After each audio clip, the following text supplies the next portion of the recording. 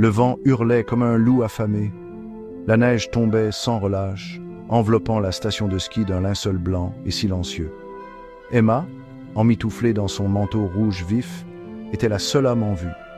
Elle inspira profondément l'air glacial, savourant la solitude presque surnaturelle de ce paysage enneigé. Un sentiment de paix, aussi froid que l'air qui l'entourait, s'empara d'elle. Elle était seule, loin du chaos de la ville, entourée par la beauté brute de la montagne. Le silence était presque absolu, brisé seulement par le sifflement du vent et le craquement de la neige sous ses bottes. Les chalets en bois, alignés le long de la pente, étaient pour la plupart plongés dans l'obscurité, leurs fenêtres brillant faiblement comme des yeux endormis. La station, habituellement animée par les rires des skieurs et le brouhaha des vacanciers, semblait aujourd'hui plongée dans un sommeil profond, presque irréel. Emma, captivée par la beauté austère des lieux, laissa son regard errer sur les sommets imposants qui se dressaient autour d'elle, les cimes acérées des montagnes, disparaissant dans un ciel d'un gris uniforme, semblaient lui renvoyer son propre isolement. Un frisson lui parcourut l'échine, un mélange étrange de plaisir et d'appréhension. Soudain, un mouvement attira son attention. Une silhouette sombre se déplaçait à la lisière de la forêt, se détachant sur le blanc immaculé du paysage. Intriguée, Emma plissa les yeux pour mieux distinguer la silhouette. L'homme, grand et mince, marchait d'un pas lent et mesuré, comme s'il voulait se fondre dans le décor. Il portait un long manteau sombre qui dissimulait son visage, ne laissant deviner que l'éclat froid de ses yeux. Emma sentit une pointe d'inquiétude la traverser. Qui pouvait bien se promener ainsi, seul, dans ce paysage désert?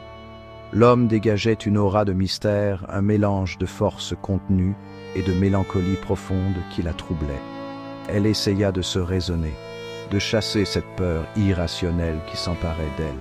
Il n'était sans doute qu'un autre voyageur solitaire, cherchant lui aussi la tranquillité au cœur des montagnes. Pourtant, quelque chose dans son attitude, dans sa façon de se déplacer avec une aisance presque surnaturelle dans ce paysage hostile, la mettait mal à l'aise. Emma décida de rebrousser chemin, préférant la sécurité de son chalet à la compagnie de cet inconnu. Alors qu'elle tournait les talons, elle jura avoir entendu son nom murmuré par le vent. « Emma !» La voix, grave et profonde, brisa le silence glacial comme un coup de tonnerre. Emma se retourna brusquement, le cœur battant la chamade.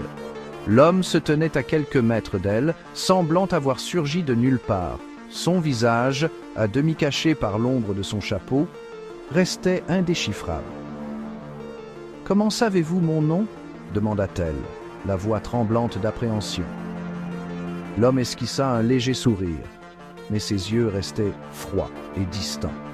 « Disons que nous avons des amis communs, » répondit-il d'une voix douce et posée, qui contrastait étrangement avec l'expression dure de son visage. Emma le scruta du regard, cherchant un indice, une explication à cette rencontre improbable. « Je ne comprends pas. Qui êtes-vous ?»« Mon nom est Julien, » dit-il en faisant un pas vers elle. « Et je crois que vous avez quelque chose qui m'appartient. » Son regard s'attarda sur elle, pesant et intense.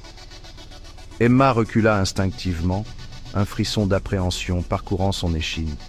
« Je ne sais pas de quoi vous parlez, » répliqua-t-elle en serrant son sac à main contre elle. « Vous devez faire erreur. »« Je ne fais jamais d'erreur, » répondit Julien, sa voix glaciale. « Nous avons beaucoup à nous dire, Emma. Pourquoi ne pas m'accompagner? Il fait froid ici. » Il lui fit signe de le suivre en direction d'un petit chalet en bois niché à la lisière de la forêt. La fumée s'échappait de sa cheminée, dessinant des volutes grises dans le ciel blanc. Emma hésita, déchirée entre la prudence et une étrange fascination pour cet homme énigmatique.